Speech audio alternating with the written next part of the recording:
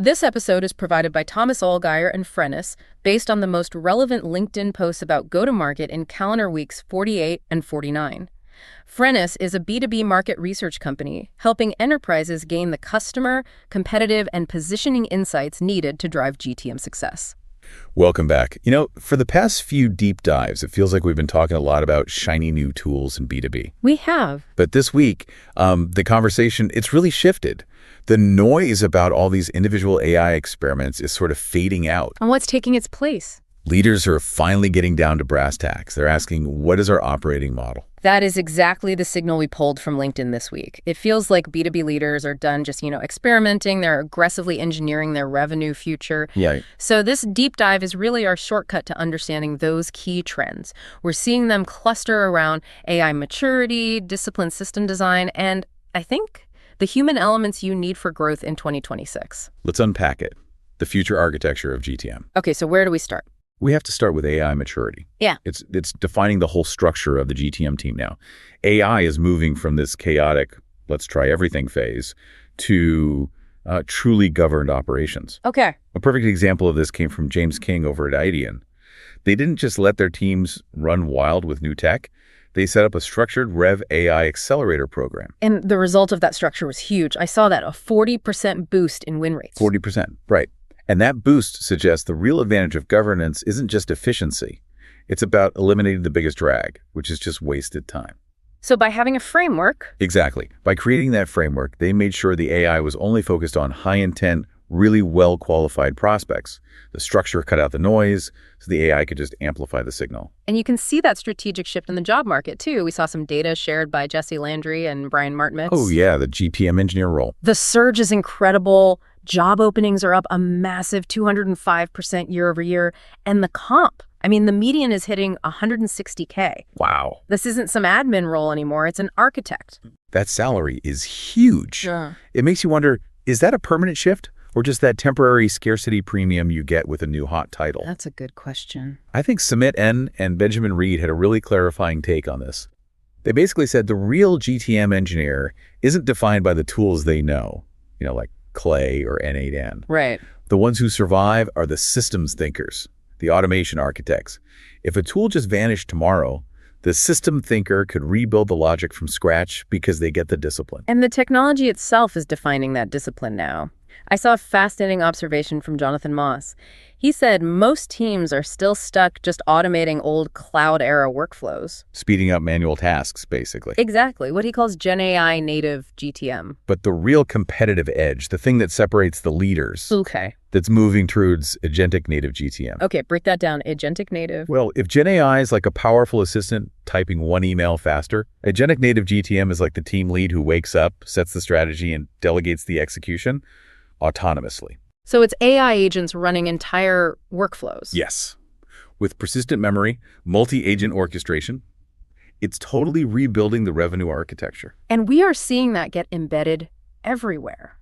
Jonathan M.K. pointed out Google's integrated AI stack like Gemini in Workspace. That's a perfect example, right? It is. It embeds intelligence that just follows you. You've got Notebook LM for account intel, meeting leverage for summaries. The context is just there. And that demand for smarter, faster intelligence is changing core marketing strategies. Look at SEO. Spencer Perrick shared some really compelling data on the pivot from SEO to AEO. Answer engine optimization. Right. The data showed 47% of companies plan to increase their AEO investment. In SEO. Only 11% plan to increase spending there. That's a huge tell. It shows the goal isn't just to rank anymore. It's about providing the best, most direct answer for whatever AI is doing the searching. Precisely. Which brings us to our next theme. Because if intelligence is the goal, then the quality of the data we're feeding these systems is... Well, it's everything. Operational discipline. Yep. Stuart Dale's post was a pretty sobering reminder that clean, reliable data is still the absolute foundation for growth. He argued bad audience data is just crushing GTM performance. Crushing is the right word. If your BDRs are wasting time on 30 to 50% non-ICP accounts... And marketing's burning hundreds of thousands on paid media hitting the wrong people. Then that data debt just poisons every single decision and automation you try to build on top of it. You can't automate garbage. You can't. And that kind of debt, it requires system-level reform. That's why you see leaders like Dow Wester and Juan Ignacio Elias talking about the GTM operating system, the GTM OS. It's not just a pile of tools. No, it's a unified system, an architecture that aligns strategy, marketing, sales, all of it, using one shared data language. Asad Haroon pointed out that misalignment usually starts right at the top.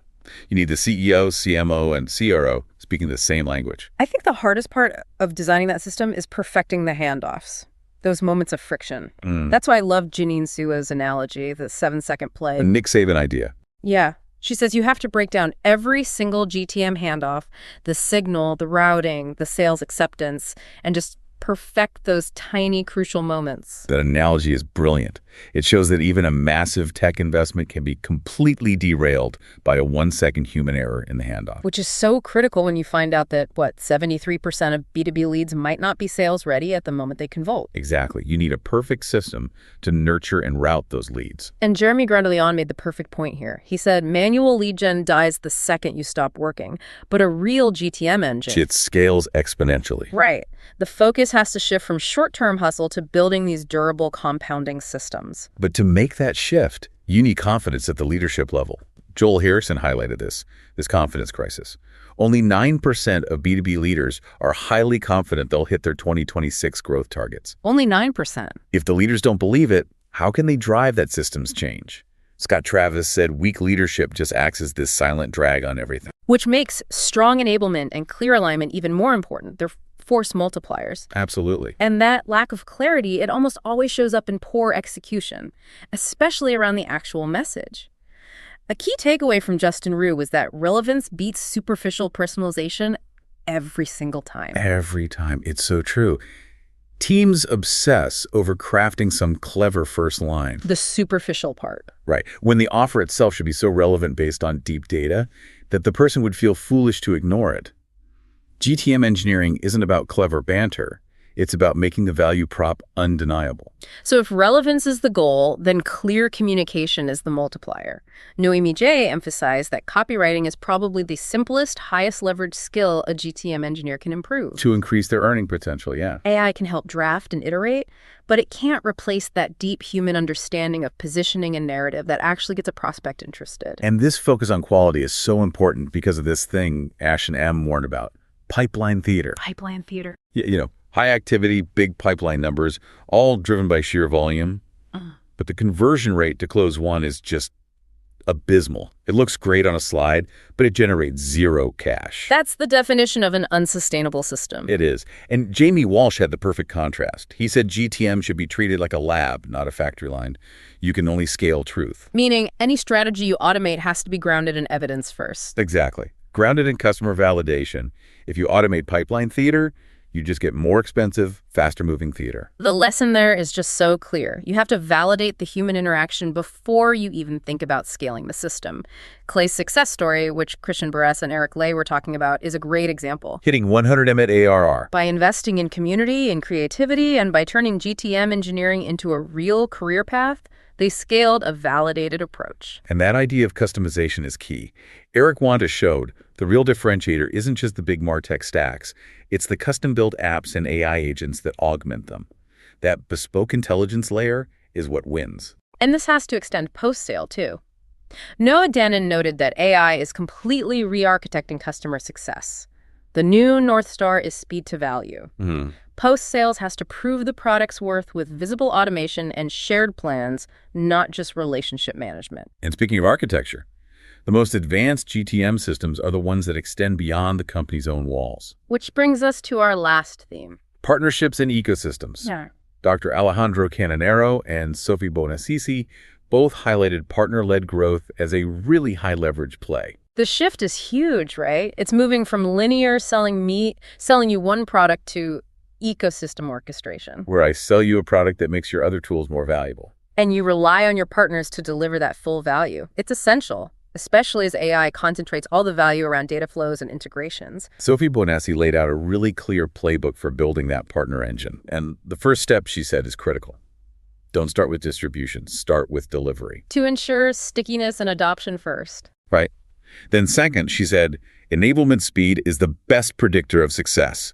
If partners can't get up to speed fast, The whole channel just fails. So what about the actual mechanics of selling with them? She advises using direct sales as the initial wedge, but then using partners as the engine for scale. And she gave a great example, using integrations or even white labeling, like Sisense white labeling Snowflake, to get leverage with the hyperscalers. You make your product invisible inside their ecosystem. Exactly. And the tools are finally catching up to make this orchestration easier. Kellen Casebeer highlighted the new native integrations between LinkedIn and email outreach tools. Like HeyReach.io and SmartLead. Yeah, that's a game changer. Multi-channel used to be this duct-taped mess. Now you can run auto follow-ups across platforms seamlessly. It simplifies the whole thing. So if we pull all four themes together, we have agentic AI, the need for a disciplined GTM OS, scaling truth, and ecosystem orchestration. The directive is pretty clear. GTM in 2026 demands systems thinking. And the total commitment to data quality above everything else. The gap is just widening between those running on an old OS and those who've already updated their mental models. So what does this all mean for you? The shift toward agentic native GTM is a move toward a completely different autonomous revenue architecture. If data quality is the non-negotiable bedrock, and you can only scale truth, what is the single, complex manual process in your current GTM engine? The one that still relies on a spreadsheet or a weekly meeting that is currently infecting your data quality and must be fully dismantled before you can even begin to build that AI-native future. If you enjoyed this episode, new episodes drop every 2 weeks. Also check out our other editions on account-based marketing, field marketing, channel marketing, MarTech, social selling, and AI and B2B marketing. Thank you for joining us for the deep dive, and be sure to subscribe.